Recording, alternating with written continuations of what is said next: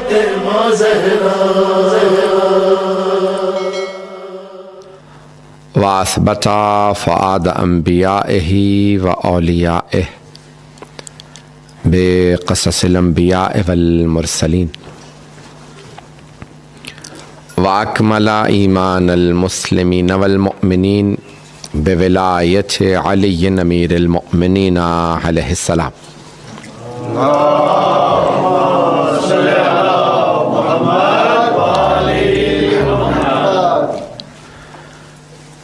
والصلاة والسلام والتحية والإكرام على أفضل الموجودات العبد المؤيد والرسول المسدد المصطفى الأمجد المحمود الأحمد أعني أبا القاسم محمد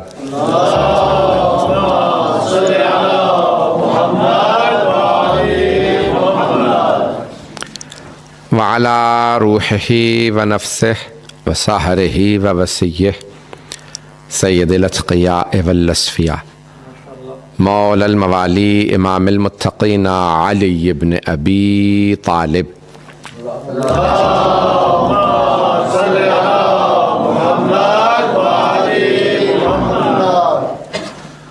وعلى أوصيائه لا سيما بقية الله في الأرضين روحي وأرواح العالمين لتراب مقدمه الفدا واللعنة الدائمة على أعدائهم أجمعين من الآن إلى قيام يوم الدين أما بعد فقد قالت فاطمة الزهراء سلام الله عليها أيها الناس اعلموا أني فاطمة وأبي محمد أقول عودا وبدأ ولا أقول ما أقول غلطا ولا أفعل ما أفعل شططا لقد جاءكم رسول من أنفسكم حريص عليكم ما عنتم بالمؤمنين رؤوف رحيم صلوات على محمد وآل محمد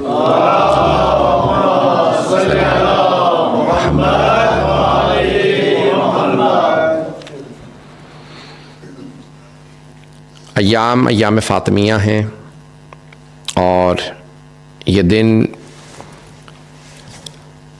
فاطمیہ کبریٰ کہلاتے ہیں 3 تاریخیں ہیں جناب سیدہ سلام علیہ کی شہادت کی.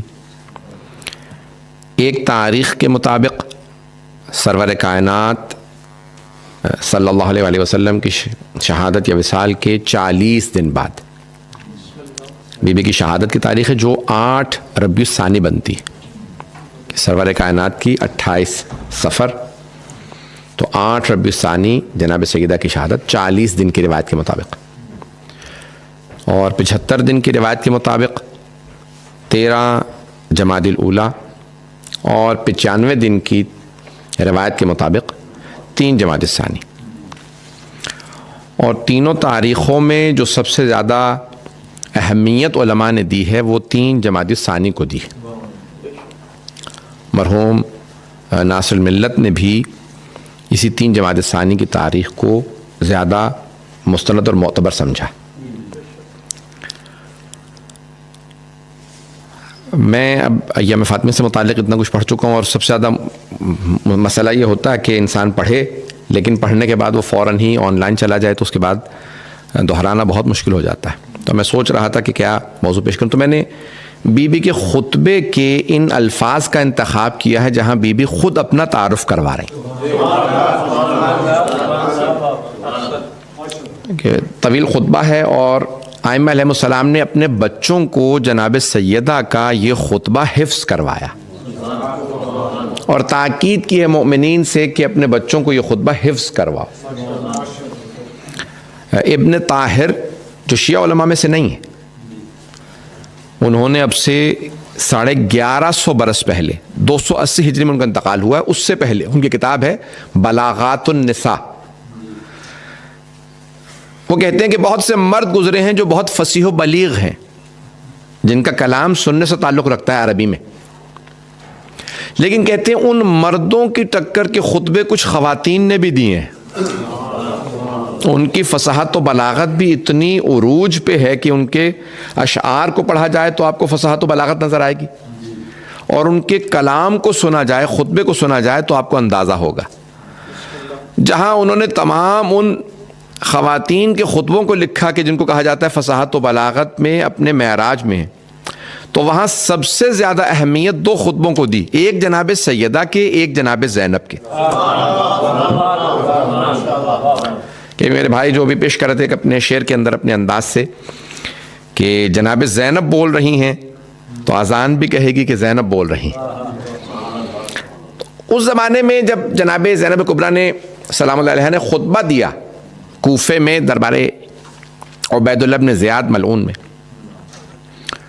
تو اس وقت جناب امیر کے اصحاب میں سے ایک صحابی موجود تھے، حضرت عبداللہ مکفوف، جن کی ایک آنکھ میں تیر لگا تھا جمل میں اور دوسری آنکھ میں صفین میں، تو ان کی دونوں آنکھیں انہوں نے کھو دی تھی، شہید ہو گئی تھی مولا علی کی طرف سے جنگ کرتے ہوئے۔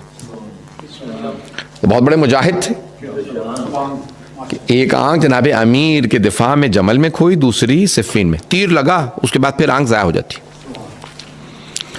تو حضرت عبداللہ مکفوف، ان کے یہاں بیٹا نہیں تھا، صرف بیٹیاں تھیں۔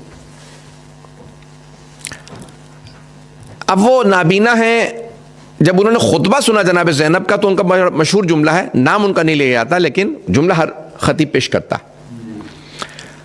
کہ انہوں نے فرمایا کہ علی علیہ السلام کی شہادت کو تو 20 برس سے زیادہ گزر چکے، مولا کی شہادت ہوئی 40 ہجری میں، یہ ہے 61 ہجری، یہ کون ہے جو علی کے لہجے میں خطبہ دے رہا؟ اب یہاں بہت بحثیں ہیں کہ لہجہ علی سے مراد کیا ہے۔ کچھ کہتے ہیں کہ اتنا روب تھا جناب زینب کی آواز میں جتنا جناب امیر کی آواز میں روب تھا، کہ اللہ نے اتنا روب دے دیا تھا تاکہ عبید اللہ ابن زیاد کا جو دل ہے وہ خوف سے بھر جائے۔ کچھ اور علماء نے مختلف تفاسیر پیش کی ہیں، لیکن میرا جو جی کرتا ہے، جو میں سمجھ پایا ہوں، اگر دل کو لگے تو بولیے گا۔ تو جناب خاتون جناب زینب کبریٰ سلام علیہ جب خطبہ دے رہی تھی، کہا تھا نا لہجہ علی میں خطاب کر رہی ہیں، تو جناب عبداللہ مکفوف کہنا یہ چاہ رہے تھے وہ جو نہج البلاغہ کا معیار تھا، یہ اس معیار کا خطبہ ہے۔ یعنی یہ لہجہ علی میں کوئی کلام کر رہا ہے، یعنی وہ فصاحت و بلاغت جو نہج البلاغہ میں پائی جاتی ہے۔ یہ ممکن ہی نہیں ہے کہ یہ جو بی بی خطبہ دے رہی ہیں یہ سوائے علی کی پروردہ کے کوئی اور ہو۔ تو انہوں نے کہا یہ کون ہے؟ تو سب نے کہا یہ زینب بنت علی۔ تو اب روایت میں ملتا یہی ہے، بہرحال مجھے اس کو پیش نہیں کرنا تھا تفصیل سے، کہ وہ ایک مرتبہ کھڑے ہو گئے، کہا عبید اللہ ابن زیاد تیری اتنی جرت کہ تو علی کی بیٹیوں کو دربار میں لے آیا؟ تو فوراً عبید اللہ ابن زیاد نے کہا انہیں قتل کر دو۔ ان کے خاندان کے کچھ لوگ موجود تھے، انہوں نے کہا نہیں، ہم مارنے کی اجازت نہیں دیں گے۔ جب انہیں جانے دیا گیا تو عبید اللہ ابن زیاد نے اشارہ کیا اپنے کچھ لوگوں کو، ان کے گھر جا کے مار دو۔ تو بہرحال اب وہ گھر آئے، اور آنے کے بعد انہیں بھی اندازہ تھا عبید اللہ ابن زیاد ایک پست انسان ہے، ایک رذیل شخصیت کا مالک ہے، تو وہ جانتے تھے کہ کمینہ آدمی ہے تو یہ فوراً افراد بھیجے گا۔ فوراً اپنی بیٹی سے کہنے لگے، کہ بیٹی دروازے بند کر دو کیونکہ عبید اللہ ابن زیاد اپنے افراد بھیجے گا۔ تو ایک مرتبہ ان کی بیٹی نے کہا بابا آج پہلی مرتبہ مجھے احساس ہو رہا ہے کہ آکاش میں آپ کی بیٹی نہیں بیٹا ہوتی، میں آپ کا دفاع کر پاتی، میں لڑتی۔ کہا بیٹی تم میرا بیٹا نہ بنو، میری آنکھیں بن جاؤ۔ میری آنکھیں نہیں ہیں، میرے بازو بوڑھے نہیں ہوئے، مجھے بس بتاتی رہنا حملہ کس طرف سے ہو رہا ہے۔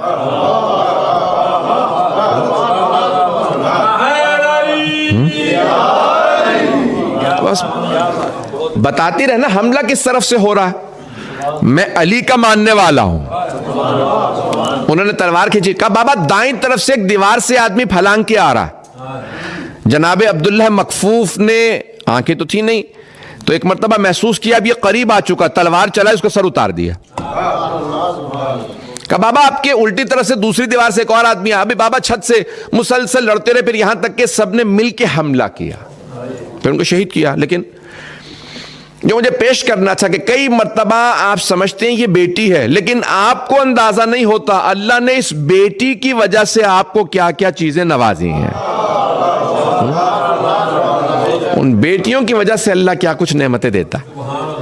میں پہلی مرتبہ ممبر سے یہ بات پڑھ رہا ہوں، ایک جملہ کہوں گا یہاں پہ، میری 5 بیٹیاں ہیں، میں آپ کو یقین سے کہہ سکتا ہوں ہر دفعہ جب اللہ نے کوئی بیٹی دی تو وہ کچھ نہ کچھ میرے لیے لے کے آئی ہے۔ میں نے خود اپنی زندگی میں محسوس کیا کہ یہ جو حبیب خدا نے فرمایا کہ بیٹی رحمت ہے، تو عزیزان گرامی کوئی نہ کوئی اس میں اللہ کی حکمت ہوتی ہے۔ یہاں جناب سیدہ کے اس خطبے کو ابن طاہر نے لکھا کہ خواتین کی فصاحت و بلاغت کی معراج دیکھنی ہو تو فاطمہ الزہرا کے خطبے کو تو بی بی کا خطبہ فصاحت و بلاغت کے اندر شاہکار ہے، جب آپ اسے پڑھیں گے اور عربی جانتے ہوں تو آپ کو لطف آئے گا۔ اچھا، میں ایک ہمیشہ جملہ کہتا ہوں جب جناب زینب کا خطبہ پیش کرتا ہوں، البتہ وہاں کہتا ہوں، یہاں نہیں میں نے کبھی آج تک کہا، ہوتا یہ ہے کہ اگر گھر میں خدا نہ کرے ایک جنازہ رکھا ہو نا، تو میں نے خود دیکھا بڑے بڑے مردوں کے اوسان خطا ہو جاتے ہیں، دماغ کام نہیں کرتا، انہیں چیزیں سمجھ نہیں آ رہی ہوتی۔ ہم جاتے ہیں نا بعض اوقات، کہتے مولانا آپ کو خود پتہ ہے کیا کرنا ہے، ہمیں نہیں معلوم، جنازہ آپ لے جائیں، آپ کو غسل و کفن کروا دیجیے گا مولانا، جنازے میں آپ جہاں کہیں گے۔ یعنی لوگوں کا دماغ کام نہیں کرتا، کیوں؟ گھر میں جنازہ، اور اکثر بوڑھے افراد کا جنازہ ہوتا ہے پھر بھی لوگ پریشان ہو جاتے ہیں، اور اگر کہیں پہ جوان 18 لاشیں پڑے ہوں اور جناب زینب کی زبان سے ایک لفظ شکوے کا نہ آئے،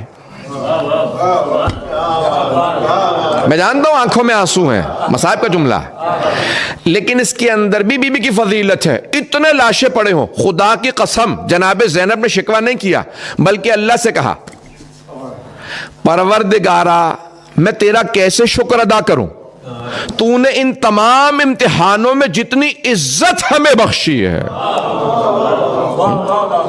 جتنی عظمت ہمیں عطا کی ہے، وہ کسی کو نہیں دی۔ اور پھر فرماتی ہیں اللہم تقبل منا ھذا القربان، پروردگارہ ہم اہل بیت کی اس قربانی کو قبول فرما، کہ ہم نے اتنی قربانیاں دی تیری بارگاہ میں۔ وہاں پہ بھی قربانی دینے کے بعد قبولیت کا درجہ مانگتی ہیں، اور پھر جب عبید اللہ ابن زیاد کے دربار میں جاتی ہیں وہ تانا دیتا ہے کہ آپ، اللہ نے آپ کو، میں وقت لوں گا، کہ اللہ نے آپ کے بھائی کو مار دیا۔ یہ عام طور سے بڑے بڑے مومن بھی ہو نا، یہ مومنہ بھی ہو، تو اس کی زبان سے شکوہ آنے لگتا ہے، ایسا ہے یا نہیں؟ اگر سخت آزمائش آئے نا تو لوگ کہتے میرا ہی بیٹا کیوں گیا، ہمارے ہی ساتھ ایسا کیوں ہوا، میرے ہی بیٹے کا ایکسیڈنٹ کیوں ہوا، لوگ شکوہ کرنے لگتے ہیں۔ اب وہ جناب زینب کو طنز کر کے کہتا ہے اللہ نے آپ کے بھائی کو مار دیا، تو ایک مرتبہ جناب زینب کبریٰ نے فرمایا خدا لعنت کرے میرے بھائی کے قاتل پہ، تو اس نے پلٹ کے کہا آپ لعنت کیوں کر رہی ہیں قاتل پہ؟ بی بی نے کہا تجھے کیا تکلیف ہے، میں تو بھائی کے قاتل پہ لعنت کر رہی ہوں۔ نہیں پہنچا سکا، یعنی وہ بھی سمجھ رہا تھا لعنت اسی کو مل رہی ہے، تبھی تو روک رہا تھا۔ اس وقت ایک مرتبہ اس نے دوبارہ تنزیہ جملہ کہا آپ نے کیسا پایا اللہ نے آپ کے بھائی کے ساتھ جو کیا؟ بی بی نے کہا وما رأیت الا جمیلا، میں نے اللہ سے سوائے خوبصورتی کے کچھ نہیں دیکھا۔ یہ توحید کا، اب یہ میں ساری تمہید باندھ رہا ہوں یہ اس جملے کو پیش کرنے کے لیے، اتنا بڑا صدمہ کسی کو نہیں مل سکتا جتنا جناب سیدہ سلام علیہا کو۔ 28 صفر کو جناب رسالت مآب کی رحلت، اول ربیع الاول کو دروازے کا واقعہ کہ بیعت لینے کے لیے آئے، اس کے بعد فدق شینا کیا۔ اب یہ دن پہ دن گزر رہے ہیں اور بی بی کا صدمہ بڑھتا چلا جا رہا ہے۔ اب بی بی ایک مرتبہ آتی ہیں دربار میں اپنا مطالبہ لے کے، اور اس میں اتنا فصیح و بلیغ خطبہ دیتی ہیں، پہلے توحید بیان کرتی ہیں۔ عزیزان گرامی توحید پہ خطبہ پورے ہوش و حواس میں دیا جا سکتا، جذبات میں کبھی توحید پہ گفتگو ہوتی ہی نہیں ہے۔ تو بی بی سمجھا یہ رہی ہیں دیکھو میں نے اللہ کی توحید کو بیان کیا، اب اگر میں کسی کو ملزم قرار دوں کسی کے جرم کو پیش کروں تو یہ نہ سمجھنا جذبات سے بول رہی ہوں.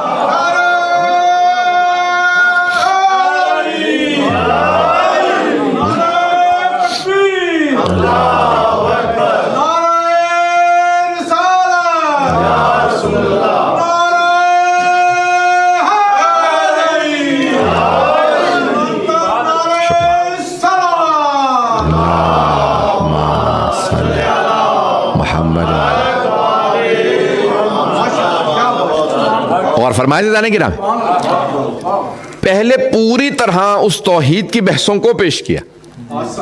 کہا کہ الحمدللہ الذی الہمنا، جس نے ہم پہ الہام کیا اس خدا کی تعریف. وَلَهُ الشُّكْرُ عَلَى مَا أَنْعَمَ، اس کا شکر جو اس نے ہم پہ نعمتیں نازل کی. نہیں ہے مجمع. بی بی فرماتی ہیں جو نعمتیں اس نے ہمیں محمد و آل محمد کو دی کسی کو نہیں دی.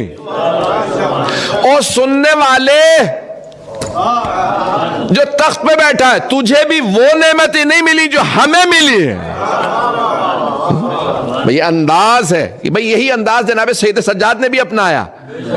توجہ، امام سجاد علیہ السلام فرماتے ہیں اعطینا ستا وفضلنا بسبع، ہمیں اللہ نے 6 چیزیں عطا کی، 7 فضیلتیں ہماری ہیں. او یزید، یہ اللہ نے ہمیں عطا کیا تجھے نہیں، یہ فضائل ہمارے ہیں تیرے نہیں. پتہ نہیں بات پہنچی یا نہیں پہنچی.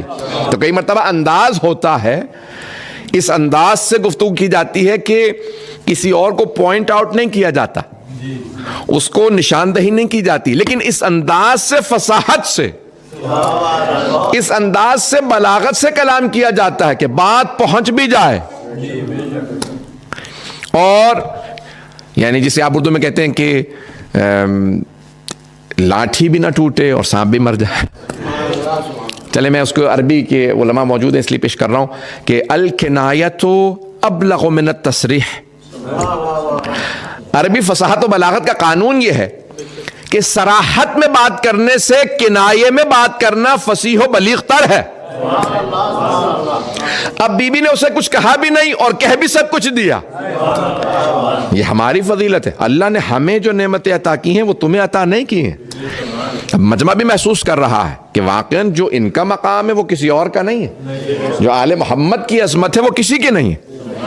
تو عزیزان گرامی وہاں پہ بی بی نے خطبہ دیا اور خطبے میں پھر اپنے بابا کا تعارف کروایا. اگر سننا پسند فرمائیں میں بی بی کے ان جملوں کو پیش کرنا چاہتا ہوں، لیکن ان جملوں سے پہلے ذرا دیکھ لیجئے کہ کس ماحول میں بی بی خطبہ دے رہی ہیں. اور کل میں انشاءاللہ اگر ہو سکا تو پورا فدق کا مقدمہ پیش کرنے کے بعد وہاں پہ پیش کروں گا کہ بی بی کن الفاظ سے اپنا دفاع کر رہی ہیں،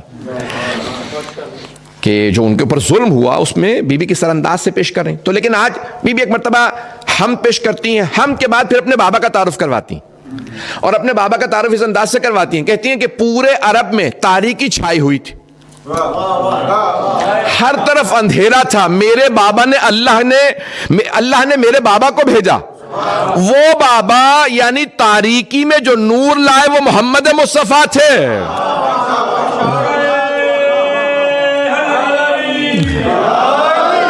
بات پہنچ رہی تھا نا؟ اس تاریکی میں ایک نور تھا، اس نور کا نام محمد مصطفیٰ تھا.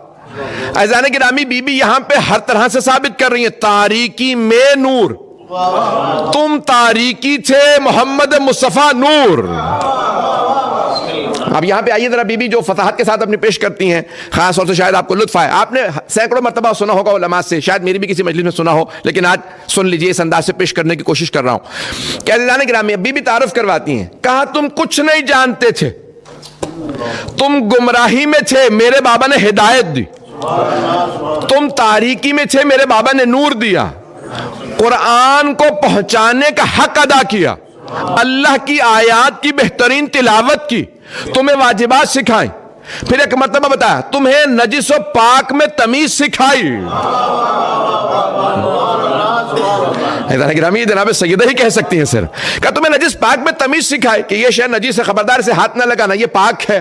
یہاں تک پھر بی بی فرماتی ہیں، کہا وہ جو بارش کا پانی گودالوں میں جمع ہو جاتا تھا، گودال سمجھتے ہیں نا، گڑھا ہوتا ہے زمین کے اندر. تو آج کل تو سڑکیں بن گئی ہیں، پرانے زمانے میں جہاں سے لوگ گزرتے تھے نا، کیا ہوتا تھا کہ وہ سڑکیں نہیں تھیں تو گودال زمین میں گڑھے بن جاتے تھے. تو گودال اسے کہتے ہیں.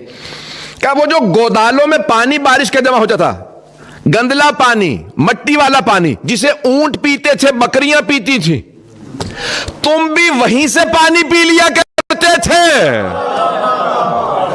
میرے بابا نے تمہیں پاک پانی کی طرف رہنمائی کی. وہ بہت بڑا جملہ بی بی کا. کیا تمہیں تو پانی کے بھی تمیز نہیں تھی؟ یہ تو اونٹ اور بکریاں پانی پیتی ہیں, وہی پانی تم پیتے تھے. میرے بابا نے بتایا زمزم کیا ہے.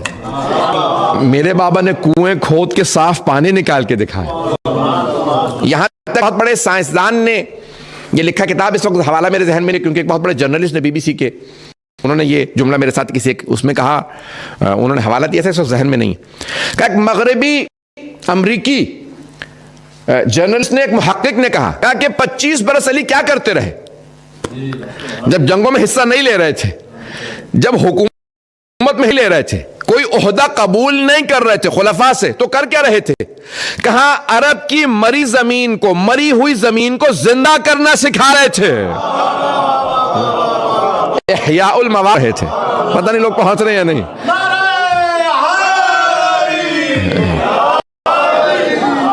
احیاء المواد, اس سے میں کہا جاتا ہے, علماء موجود ہے, یہ ہمارے فقہ کا باب ہے کہ بھئی یہ مردہ زمین ہے جو کسی کی ملکیت نہیں, کا جو اسے زندہ کرے گا زمین اس کی. تو اب عرب میں کیونکہ کچی زمین ایسی تھی کہ جہاں اس رنگ کی نرم زمین تھی کہ جب کنواں کھودتے تھے تو کنواں رکتا نہیں تھا, مٹی اس کی گرتی چلی جاتی تھی تو کنواں نہیں بن پاتا تھا. تو جناب امیر نے ان عرب لوگوں کو کنواں کھودنا سکھایا.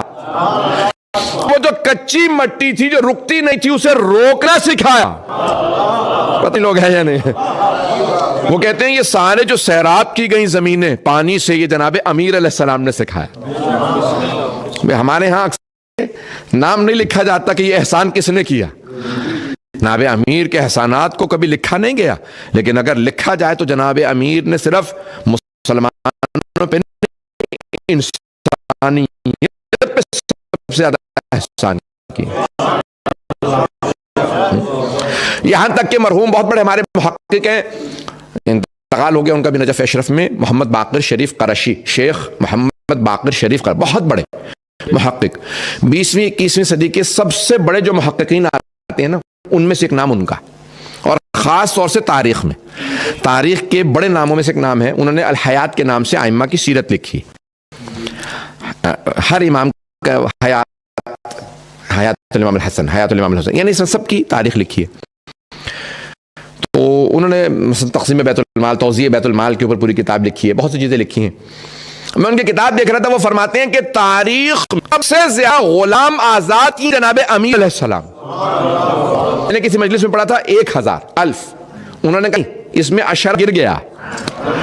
وہ محقق ہے نا, تو انہوں نے کہا کہ نہیں, یہ جس نے لکھا ہے اس میں اشرہ گر گیا. اشرت الف یعنی جناب امیر نے 10,000, یا مجھے نہیں, یہ 10,000 سے زیادہ غلام صرف جناب امیر نے آزاد کیے. نہیں پہنچ, سب سے زیادہ غلام جناب امیر نے آزاد کیے, اور آپ کے بعد مولانا سجاد علیہ السلام نے. تو اب جناب سیدہ ان عرب لوگوں کو بتا رہی ہیں کہ دیکھو تم ذہنی غلام تھے, تمہیں آزادی دی فکر کی تو میرے بابا نے اس پاک میں تمیز سکھائی تمہیں پانی کا. پھر ایک جملہ سنیے گا.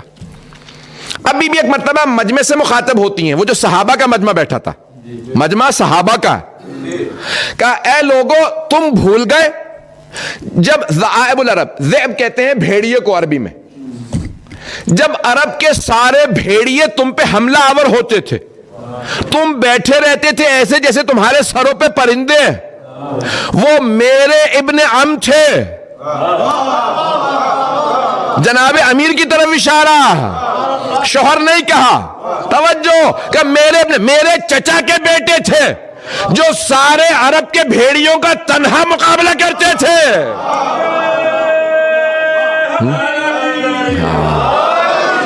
بات پہنچ رہی ہے جانے کی راہ, کہ تمام عرب کے بھیڑیوں کا میرے چچا کے بیٹے تھے, ابن عم, توجہ, سارے مجمع کی توجہ, کہ وہ میرے چچا کے بیٹے تھے, میرے چچا کے, جس پہ سیدہ بھی ناز کرے وہ ابو طالب ہے. وہ اللہ کہتی ہے علی, کہ نہیں ابن عم, میرے چچا کے بیٹے، رسول خدا کے چچا ہے نا، تو جناب سیدہ بھی کہتی تھی کہ وہ میرے چچا کے بیٹے جنہوں نے تمام عرب کے بھیڑیوں کے سروں کو توڑا، ان کا مقابلہ کیا. صلاۃ علی محمد وآل محمد، صلی علی محمد وآل محمد وعجل فرج. توجہ ہے نا جانے کی رام. تو اب یہ عرب کے تمام بھیڑیوں کے مقابلے میں یہ جناب سیدہ تعارف کر، پہلے اپنے بابا کا تعارف کروایا، پھر جناب امیر کا تعارف کروایا. اگر بات پہنچ رہی، توحید کو بیان کیا، رسالت مآب کا تعارف کروایا، پھر جناب امیر کا تعارف کروایا. اب جب تعارف کروا چکی تو اب اپنا تعارف کرواتی ہیں. ایھا الناس، اے لوگو، اعلموا انی فاطمہ، جان لو میں فاطمہ ہوں. اعلموا انی، بے شک کہ میں فاطمہ ہوں. توجہ، سارے مجمع کی توجہ. یہاں جناب سیدہ نہیں کہہ رہے کہ اعلموا کہ میں کون ہوں، بلکہ اپنا تعارف کرواتی ہیں اپنے نام سے. اب تک تم نے اس منبر سے میرے بابا کی زبان سے، وما ینطق عن الہوی ان ہوا الا وحی یوحی کی لسان سے میرے فضائل سنے ہوں گے. وہ جو سب کچھ سنا کہ وہ فاطمہ یہ، فاطمہ یہ، فاطمہ یہ، وہ فاطمہ میں ہوں.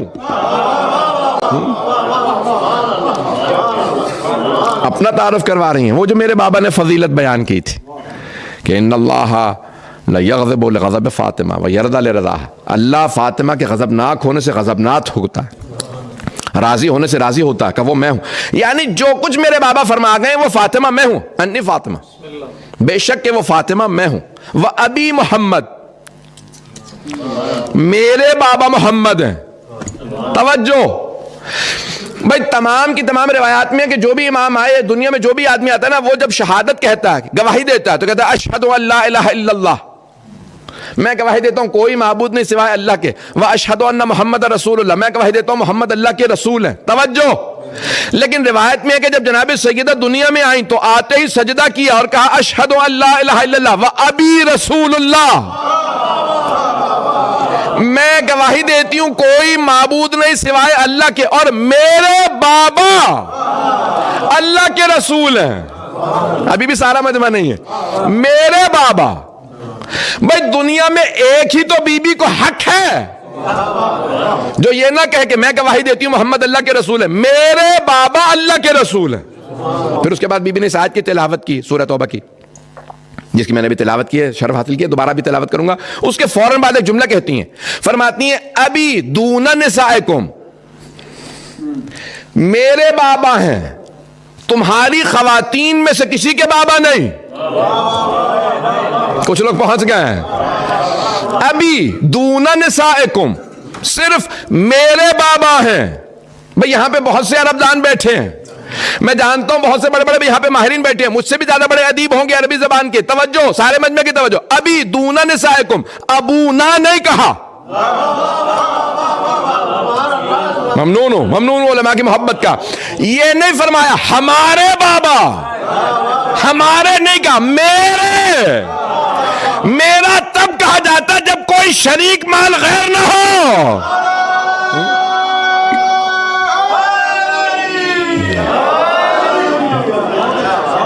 جب کوئی شریک مال غیر نہ ہو، کوئی اس میں غیر شریک ہی نہیں ہے، صرف میرے بابا ہیں، ہمارے نہیں.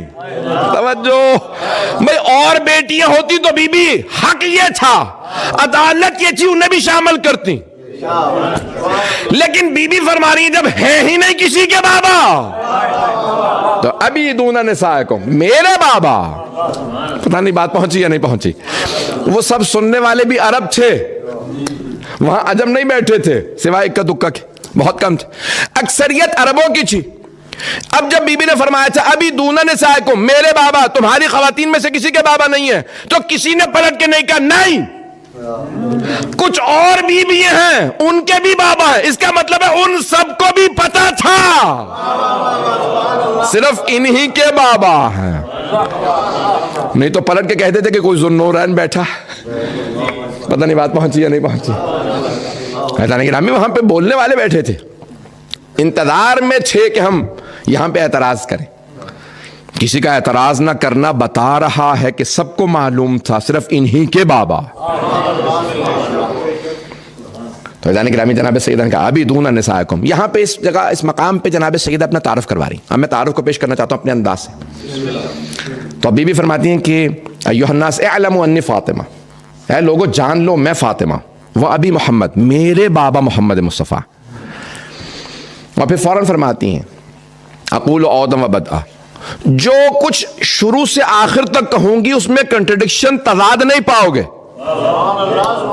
نہیں ہے مجمع بھئی، یہ چند افراد کا پہنچنا میرے لیے کافی نہیں ہے، سارے مجمع کے لیے پڑھ رہا ہوں، توجہ ہو سب کی. عزیزان گرامی بی بی فرماتی ہے اقول عودا و بدءا، یہاں پہ فرماتی ہیں اول سے آخر تک جو کچھ کہوں گی کہیں کنٹرڈکشن نہیں ہوگا. میں بھی فارسی کے ترجمے بھی دیکھ رہا تھا، سب نے یہی ترجمہ کیا، ایرانی علماء نے بھی یہی ترجمہ کیا، اول سے آخر تک کنٹرڈکشن نہیں پاؤ گے. یہ صرف معصوم کی علامت ہے. بات پہنچ گئی جانے گرا.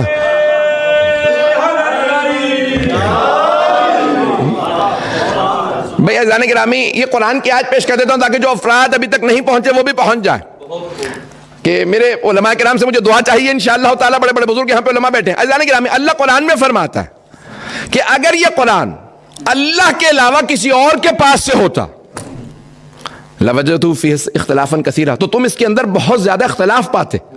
لیکن کیونکہ اللہ کے پاس سے آیا ہے قرآن تو اس میں اختلاف نہیں پاؤ گے.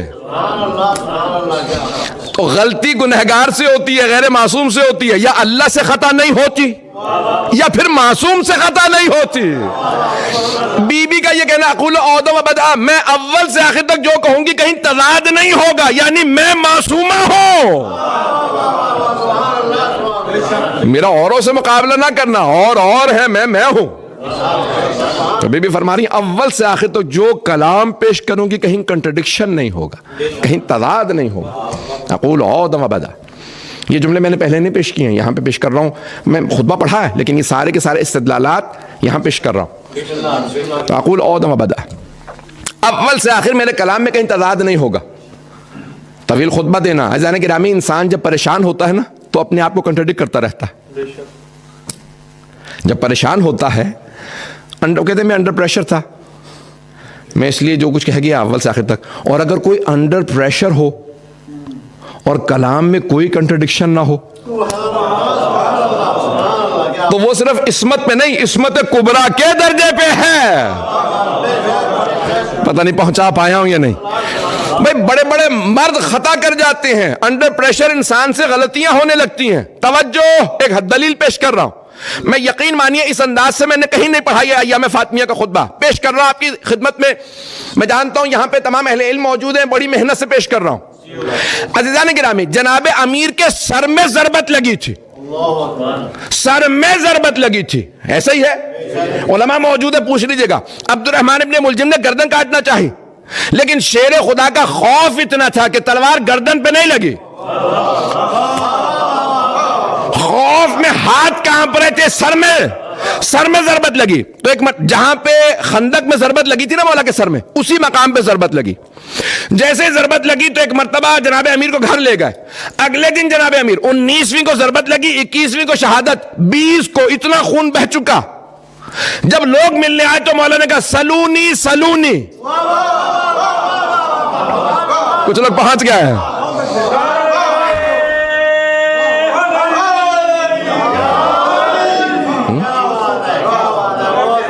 جب ضربت لگی تو مولا نے کہا سلونی سلونی قبل ان تفتدونی، جو پوچھنا ہے پوچھ لو، جو پوچھنا ہے پوچھ لو، اس سے پہلے کہ تم مجھے کھو دو.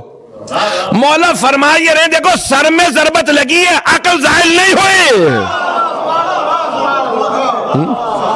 جو معصوم و عقل زائل نہیں ہوتی. اور اگر کوئی معصوم کی عقل پہ شک کرے نہیں ہے میں تو سمجھ لو شیطان ہے، کہ کہے کہ بھئی یہ معاذ اللہ ہذیان بکر.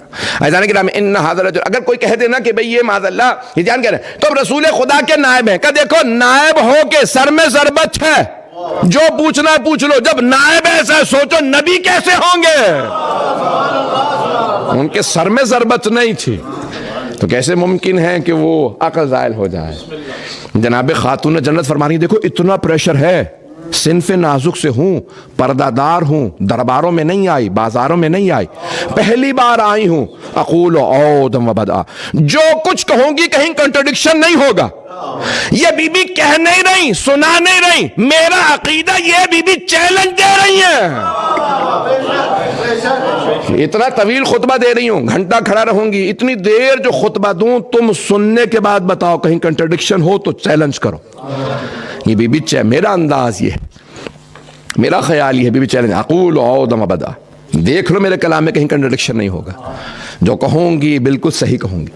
फिर उसी के फौरन बाद एक और जुमला कहती हैं, अक़ूल औदम अबदा वला अक़ूल मा अक़ूल गलता, और जो कुछ मैं कहती हूं उसमें कभी भी कोई गलत बात नहीं कहती।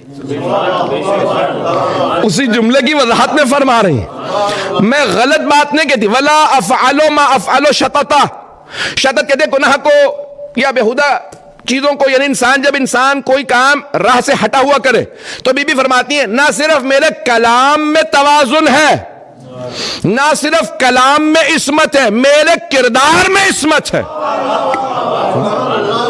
वला अफ़अलो मा अफ़अलो शतता, तुम मुझसे कभी भी गुनाह नहीं देखोगे, लग़्ज़िश नहीं देखोगे, खता नहीं देखोगे। जो कहूंगी उसमें कंट्रडिक्शन नहीं होगा, और जो कुछ करूंगी उसमें खता और लग़्ज़िश नहीं होगी। तो बीबी अपने तारुफ में खुद फरमा रही हैं, मैं कौन हूं, मुझे पहचानो, मैं कौन हूं, मैं आम बीबी नहीं हूं। बीबी अपना तारुफ खुद करवा रही हैं, मेरे बाबा। फिर उसके बाद फरमाती हैं कि मेरे बाबा अज़ीज़ुन अलैकुम मा अनित्तुम, यानी इस अंदाज से कहती है इज्जत वाले मेरे बाबा। अजीब अंदाज है बीबी का। अज़ीज़ुन अलैकुम मा अनित्तुम हरीसुन अलैकुम बिल मुमिनीन रऊफ़ुर रहीम। देखिए हरीसुन अलैकुम यानी ये माना है कि जो इंसान चाहे हर आदमी को हिदायत मिल जाए, हर आदमी बख्शा जाए। बीबी फरमाती हैं वो इज्जतदार मेरे बाबा जो चाहते थे हर आदमी को हिदायत मिल जाए, मैं उस मोहम्मद की बेटी हूं। बिल मुमिनीना रऊफ़ुर रहीम, ये अल्लाह ने कुरान में आयत नाज़िल की ना, ये आयत की बिन तिलावत की। बिल मुमिनीना रऊफ़ुर रहीम, देखिए अल्लाह ने अपने आप को रऊफ़ुर रहीम कहा।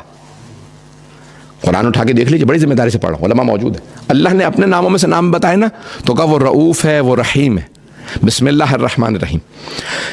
रसूल खुदा का तारुफ करवाया तो कहा ये रहीम भी है। नहीं ये लोग भाई, वो रहीम है, वो खालिक भी है रसूल खुदा का, वो जानता है ना दिल की कैफियत क्या।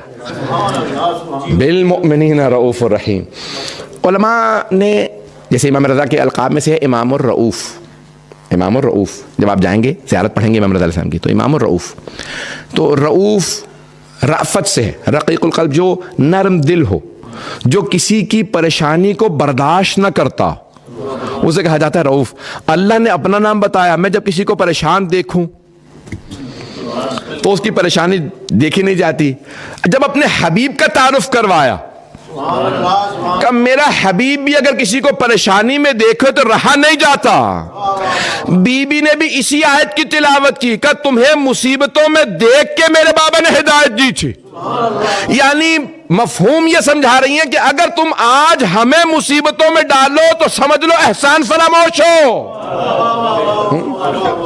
अगर आज तुम हमें परेशानी में डाल रहे हो तो तुम भूल रहे हो कि मेरे बाबा ने क्या क्या एहसान किए। मैंने बहुत माजरत, ये बहुत पेचीदा कर दिया उसको, बहुत एक इल्मी मौजू, मुझे नहीं मालूम पहुंचा पा रहा हूँ बात या नहीं, बहुत ज़्यादा वक्त नहीं लूँगा। सलामती के लिए बुलंदतर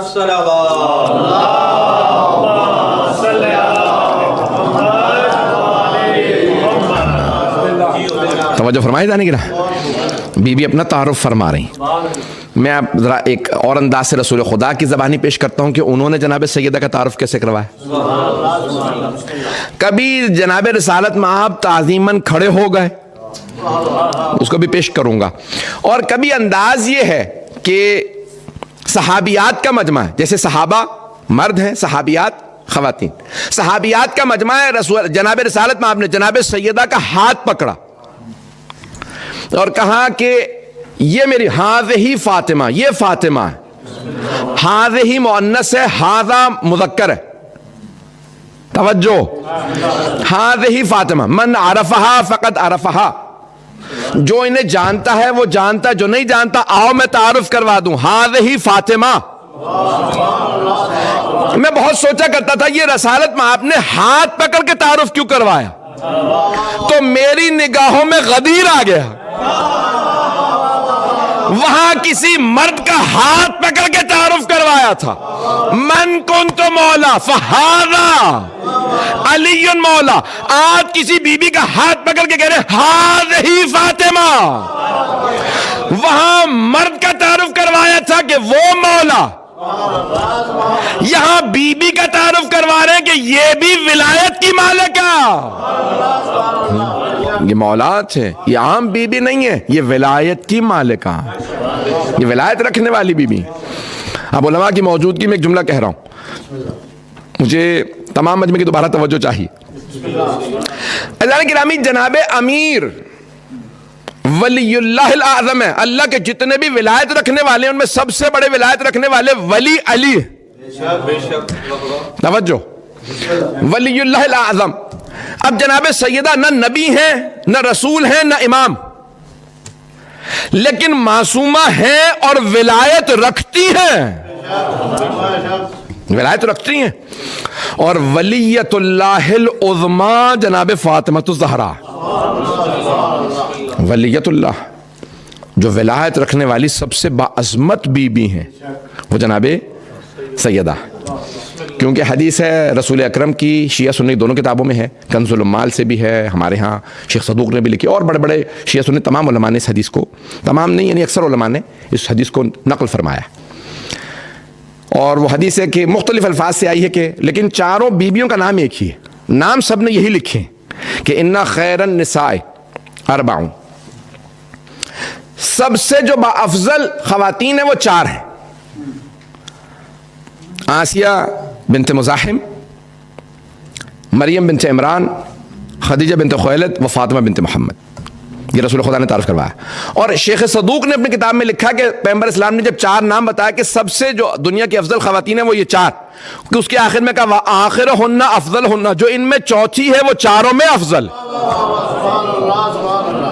یعنی جناب سیدہ ان چاروں میں بھی افضل ہے۔ تو عزیزان گرامی، جب افضل ترین بی بی جناب سیدہ ہیں تو پھر سب سے بڑی اللہ کی ولیہ جناب سیدہ، کہ ان سے زیادہ کوئی بھی بی بی باعظمت نہیں، تو ان سے زیادہ کوئی ولایت بھی نہیں رکھتا۔ اب دلیل کیا ہے کہ ولیہ ہیں؟ اگر سننا پسند فرمائیں گے، بہت زیادہ وقت نہیں لوں گا، بس تھوڑا وقت اور۔ دلیل کیا ہے کہ ولایت رکھنے والی بی بی۔ فیضان گرامی، اب ہمارے جو 12 امام ہیں وہ حجت خدا، وہ منصوص من اللہ، ہمارا عقیدہ یہی کہ وہ منصوص من اللہ ہیں، وہ حجت خدا ہیں، وہ عصمت کبریٰ پہ ہیں، وہ سب کے سب ولایت رکھتے ہیں، ولایت مطلقہ رکھتے۔ تو عزیزان گرامی، اب اگر امام کہیں اور وہ بھی 11ویں امام کہیں نحن حجج اللہ علی الخلق، ہم 11 امام لوگوں پہ اللہ کی حجت ہے، وجدتنا فاطمہ حجت اللہ علینا، اور ہماری دادی فاطمہ ہم پہ اللہ کی حجت ہے۔ یہ مرحوم آیت اللہ سید عبد الحسین طیب الموسوی نے اپنی تفسیر اطیب البیان میں نقل فرمائی ہے۔ میں نے 100 سے زیادہ تفاسیر دیکھی ہوں گی، جو مجھے سب سے زیادہ تفاسیر پسند ہیں ان میں سے ایک تفسیر یہ تفسیر اطیب البیان، 14 جلدوں پہ ہے، بہت انہوں نے محنت کر کے تفسیر لکھی ہے 14 جلدوں میں اطیب البیان۔ روائی بحثیں بھی، کلامی بحثیں بھی انہوں نے حل کی ہیں، جہاں جہاں پیچیدہ بحثیں ہوتی ہیں جو حل نہیں ہوتی وہ آپ وہاں پہ دیکھیں۔ یا علامہ طباطبائی، انہوں نے تو شاہکار کیا، انہوں نے جتنے شبہات تھے ان کے جوابات دیے، اور انہوں نے بھی جو شبہات اور ہوتے ہیں ان کے جوابات دیتے ہیں کلامی بحثوں کے۔ تو انہوں نے حل کیا اور کہتے ہیں کہ یہ حدیث 11ویں امام سے، کہ امام فرماتے ہیں ہم لوگوں پہ اللہ کی حجت اور ہماری دادی زہرا ہم پہ حجت، اگر ولایت نہ رکھتی ہو تو پھر اماموں پہ حجت کیسے؟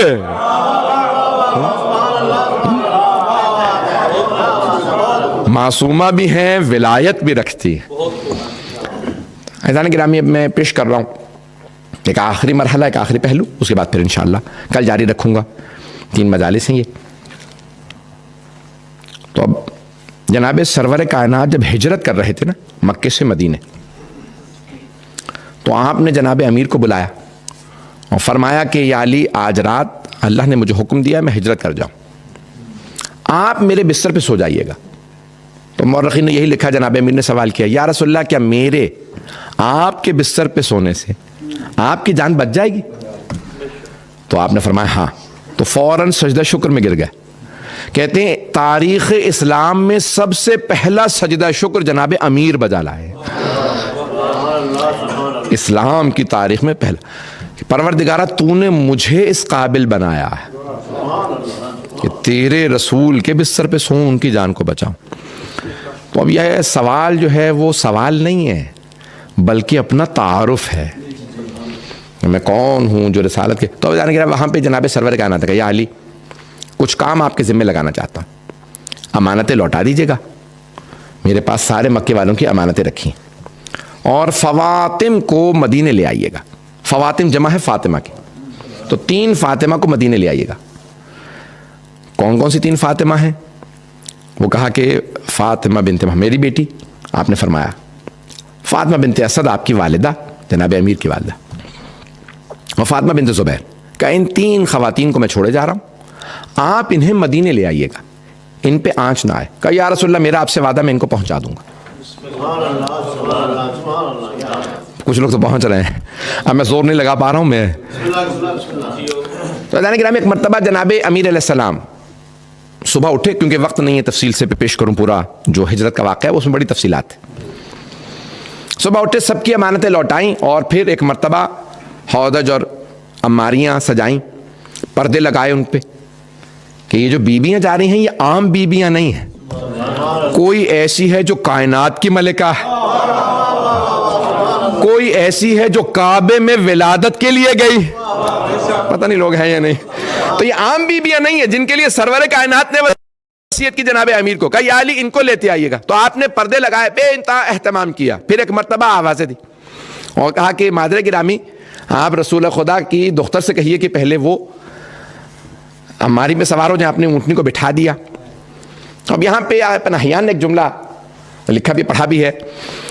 وہ فرماتے ہیں کہ سارے مکے والے ابو سفیان کے پاس جمع ہوئے. کبھی محمد تو چلے گئے، تم نے کہا تھا قتل کر دو، قتل کا منصوبہ تو ناکام ہو گیا، وہ تو ہجرت کر کے چلے گئے. مدینے سے خبریں آ رہی ہیں پہنچ گئے کہ راستے میں ہے. تو کہا کہ لیکن ان کی بیٹی یہی ہے، انہیں گرفتار کر لو، وہ چھڑوانے کے لیے آئیں گے تو ہم انہیں مار دیں گے. لیکن سازشیں یہ نئی نہیں ہیں. پتہ نہیں لوگ پہنچ رہے ہیں یا نہیں پہنچ رہے. یہ جب آپ اس طرح کے منصوبے دیکھتے ہیں نا آج، تو یہ نئے نہیں ہے، بنی امیہ کے پرانے ہتھ کنڈے ہیں. پہنچ رہے ہیں حضرات. تو اس نے کہا کہ بھئی انہیں گرفتار کر لو فوراً، اور محمد کو واپس آنا پڑے گا. اب انہیں اندازہ نہیں ہے کہ حفاظت کے لیے شیر خدا موجود ہے. تو اس مقام پہ ایک مرتبہ سب کے سب جو حملہ آور تھے وہ آئے اور ان کا کہ چاروں طرف سے گھیر کے گرفتار کر لو. اب اونٹنیوں پہ بیبیاں ہیں. ایک مرتبہ جیسے ہی انہوں نے حملہ کیا تو جناب امیر نے اونٹنی کی جو مہار ہاتھ میں تھی اسے چھوڑا اور فوراً میدان میں اترے، تلوار کو کھینچا، مقابلے پہ آ گئے. جیسے ہی وہ افراد آنے لگے، بعض روایات میں صرف غرائے، شیر آپ دیکھتے ہیں نا دھاڑتا ہے، غراتا ہے، تو جناب امیر نے صرف آواز دی، سب بھاگنے لگے. بعض یہ کہتے ہیں کہ نہیں، ایک آدمی آگے بڑھا، جناب امیر کے ہاتھوں 2 ہوا اور باقی بھاگ گئے.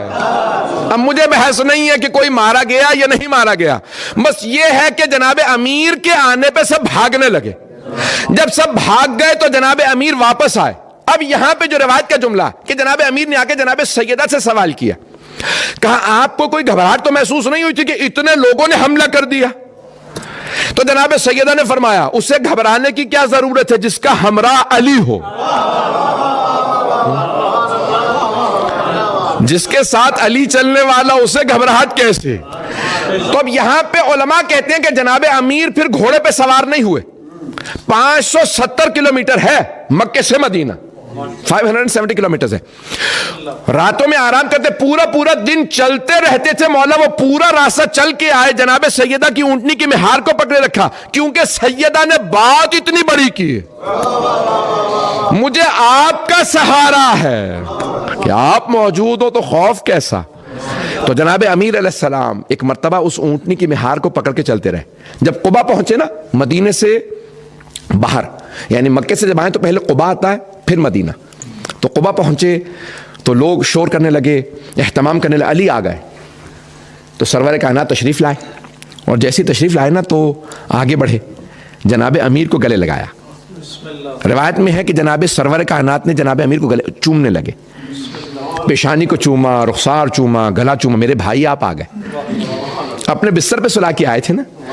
رسول خدا کو بے انتہا محبت تھی جناب امیر سے، تو جب ان کو صحیح و سالم دیکھا کہ آنچ نہیں آئی میرے بھائی پہ، تو چومنا شروع کیا، پیار کیا بہت زیادہ، کہ میرے بھائی آپ خیر و عافیت سے آ گئے۔ تو کہا یا رسول اللہ سب باتیں بعد میں۔ سلام کرنے کے بعد جو پہلا کام کیا نا جناب امیر نے، کہا یا رسول اللہ سب کچھ بعد میں، یہ آپ کی بیٹی کی اونٹنی کی مہار ہے، یہ سیدہ کی اونٹنی کی مہار ہے، آپ کی بیٹی اس اونٹنی پہ موجود ہے۔ یا رسول اللہ آپ نے کہا تھا آپ کی امانت ہے میرے پاس سیدہ، آپ نے فرمایا تھا یا رسول اللہ میں نے سیدہ پہ آنچ نہیں آنے دی۔ کیا جملہ فرمایا؟ میں نے آنچ نہیں آنے دی، حملہ ہوا تھا میں سب کے مقابلے میں ڈٹ گیا، میں نے سیدہ پہ آنچ نہیں آنے دی۔ تو اس مقام پہ علماء کہتے ہیں کہ جناب امیر نے جب ہجرت کر کے آئے تھے نا تو پہلا جملہ فرمایا میں نے سیدہ پہ آنچ نہیں آنے دی۔ لیکن جب جناب امیر لاشا اٹھا کے لائے نا،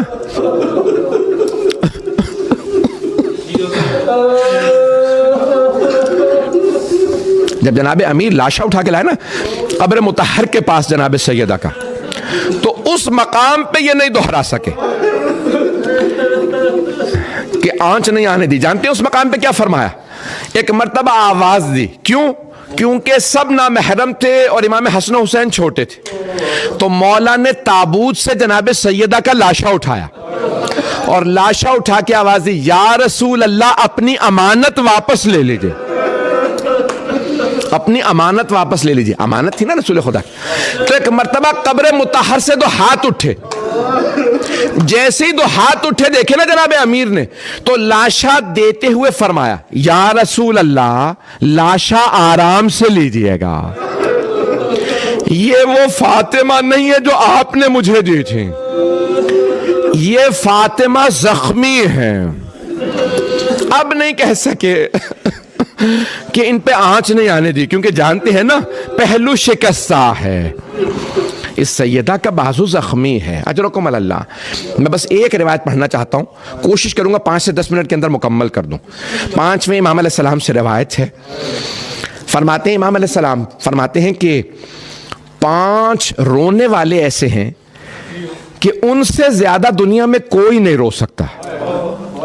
5 رونے والے، مولا فرماتے ہیں پہلے ہیں جناب آدم، جب جنت سے زمین میں آ گئے تو آنے کے بعد گریا کرتے تھے، روتے، لیکن جب ایک دن ان کے ایک بیٹے نے قابیل نے حابیل کو قتل کر دیا تو اتنا روتے تھے پروردگارا میرا حابیل کہاں ہے۔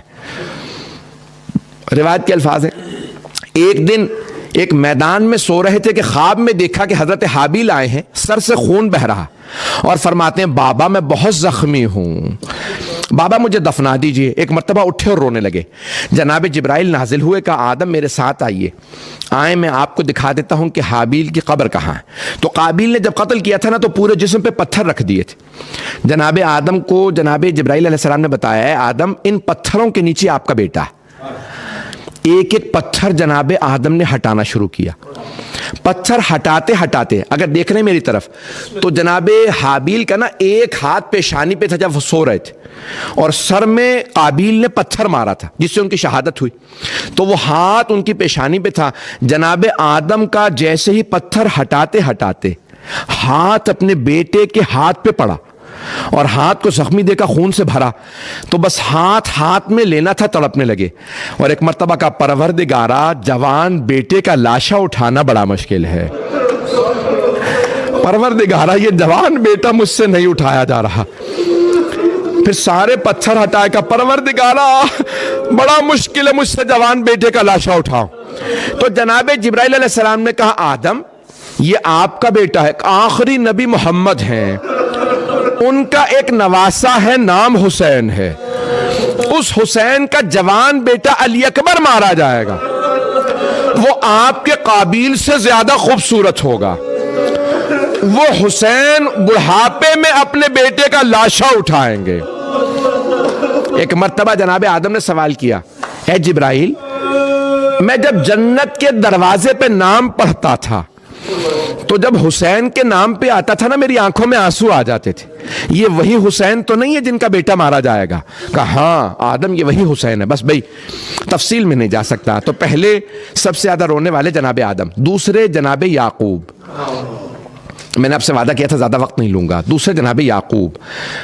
کون ہے جناب یعقوب؟ جناب یوسف کے والد۔ کب گریہ کیا؟ جناب یوسف کی جدائی میں 40 برس گریہ کرتے رہے۔ 12 بیٹے تھے جناب یعقوب کے، 11 آنکھوں کے سامنے تھے، ایک جناب یوسف آنکھوں سے دور ہوئے۔ جناب یعقوب نے رو رو کے آنکھیں گوا دیں، وَبْيَضَّتْ عَيْنَاهُ مِنَ الْحُزْنِ، رو رو کے آنکھیں ضائع ہو گئیں۔ کیا کہتے تھے؟ یا اسفا علی یوسف، بس ایک ہی بات، پروردگارہ میرا یوسف، میرا یوسف۔ ایک مرتبہ جب جناب امام سجاد سے کہا نا منحال نے، مولا کب تک گریہ کیجئے گا؟ تو امام سجاد نے فرمایا منحال تم نے انصاف نہیں کیا، نبی یعقوب کے 12 بیٹے تھے، ایک یوسف آنکھوں سے دور ہوا تھا، نبی یعقوب نے رو رو کے آنکھیں گوا دی تھی، اے منحال میرے ایک دن میں 18 یوسف مارے گئے۔ تو مجھ سے کہتا میں روتا کیوں؟ کہ لیکن مولا شہادت تو آپ کی میراث ہے۔ مولا نے کہا ہاں منحال شہادت ہماری میراث ہے، لیکن منحال کیا ماؤں بہنوں کے ساتھ، پھپھیوں کے ساتھ شرابی کے دربار میں جانا یہ بھی ہماری میراث ہے؟ منحال میں کبھی بھی دربار شام نہیں بھلا سکتا، بازار شام نہیں بھلا سکتا۔ اجرکم اللہ، بس بھائی میں نے تمام کیا، اجرکم اللہ، اجرکم اللہ، کوئی رونے میں بخل نہ کرے۔ تیسری رونے والی ہستی کون ہے؟ جناب یوسف، زندان میں 7 برس یا 21 برس گریہ کرتے رہے۔ کہا مولا آپ نے فرمایا تھا 5 رونے والوں جتنا کوئی نہیں رو سکتا، مولا باقی دو کون ہیں؟ مولا نے فرمایا چوتھی ہستی میری دادی فاطمہ، سب سے زیادہ رونے والوں میں جناب سیدہ۔ مولا 5ویں ہستی کون ہے؟ کہا میرے دادا سید سجاد، میرے دادا زین العابدین۔ بس بھئی اب میں پیش کروں آپ کے سامنے، جناب آدم 40 برس روتے رہے یا 70 برس، جناب یعقوب 40 برس، جناب یوسف 21 برس، امام سجاد بنا بر روایت 35 برس، بنا بر روایت 40 برس گریہ کرتے رہے۔ اور جناب سیدہ رسول خدا کے بعد صرف 3 مہینے 5 دن زندہ رہیں، زیادہ سے زیادہ روایت ہے 6 مہینے۔ تو اب یہاں پہ سوال کیا جائے کہ مولا کسی کی 40 برس، 21 برس، 70 برس مدت، جناب سیدہ چند مہینے گریہ کیا، تو آپ فرماتے ہیں سب سے زیادہ رونے والوں میں جناب سیدہ ہیں۔ تو اب مولا کیا فرمائیں گے؟ مولا فرمائیں گے میری دادی کے رونے کی مدت کو نہ دیکھ، شدت کو دیکھ، اس شدت سے روتی تھی میری دادی، ان کے سر کے سارے بال سفید ہو گئے تھے۔ شیخ عباس قمی نے روایت لکھی ہے، مدینے والے کہتے تھے یا علی فاطمہ سے کہیں یا دن میں رویا کرے یا رات میں رویا کرے۔ جب جناب یوسف زندان میں تھے نا تو زندان کے سارے قیدی کہتے تھے اے دروغہ زندان، یوسف سے کہو یا دن میں رویا کرے یا رات میں رویا کرے، نہ ہم دن میں آرام کر سکتے ہیں نہ رات میں۔ دروغہ نے کہا یوسف یا دن میں رویا کرو یا رات میں۔ وہی مسلمانوں نے کہا یا علی فاطمہ سے کہیں یا دن میں رویا کریں یا رات میں۔ ہاتھ جوڑ کے ایک سوال کروں گا آپ سے، اتنا بڑا مدینہ، کیا جناب سیدہ کی آواز سارے مدینے میں جاتی تھی؟ نہیں، بی بی کی آواز نہیں جاتی تھی۔ تو اب یہاں علماء نے ایک روایت لکھی ہے، کہتے ہیں جب بھی جناب سیدہ روتی تھی ایک زلزلہ سا محسوس ہوتا تھا، مدینے والے لرزتے تھے شاید کوئی نبی اپنی قبر میں تڑپ رہے، مدینے والوں مت رلاؤ میری بیٹی کو، مدینے والوں مت رلاؤ۔ جناب رسول خدا سے جناب سیدہ کا رونا برداشت نہیں۔ اجرکم اللہ، اجرکم اللہ۔ جب جناب سیدہ روتی تھی نا عجیب و غریب کیفیت طاری ہوتی تھی۔ بس بھئی آخری جملے پیش کر رہا ہوں، اپنے اپنے نصیب کا رونا۔ جناب سیدہ پہ روئے نا، ایک جملہ کہوں گا، میرے کچھ استاد ہمیشہ فرماتے تھے جب لوگ جناب سیدہ پہ روئیں تو کو خبردار رومال استعمال نہ کرنا، اپنے آنسوؤں کو چہروں پہ مل لو، پھر امام زمانہ سے کہنا مولا یہ آنسو میں نے آپ کی دادی پہ بہائے، مولا ان آنسوؤں کے بدلے میری شفاعت کر دیجئے گا۔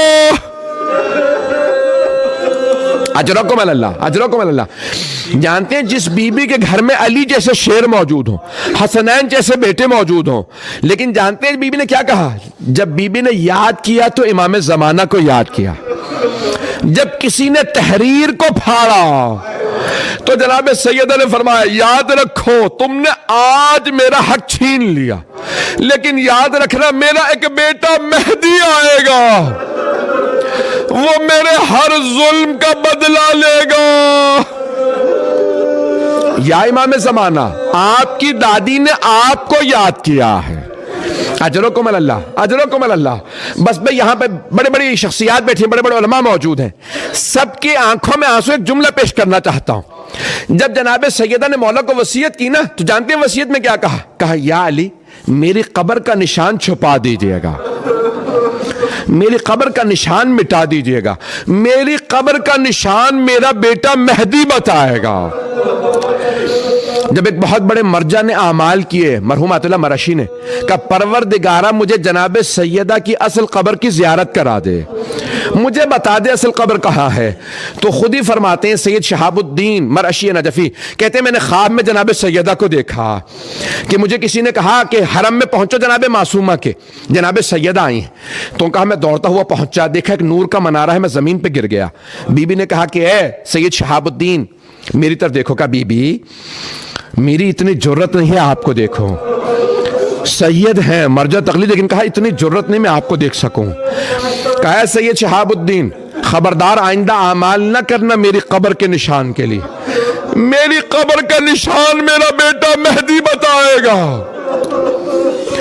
لیکن اگر چاہتے ہو میری قبر کا ثواب ملے تو میری بیٹی معصومہ کی زیارت کر لینا، تمہیں میری قبر کی زیارت کا ثواب مل جائے گا۔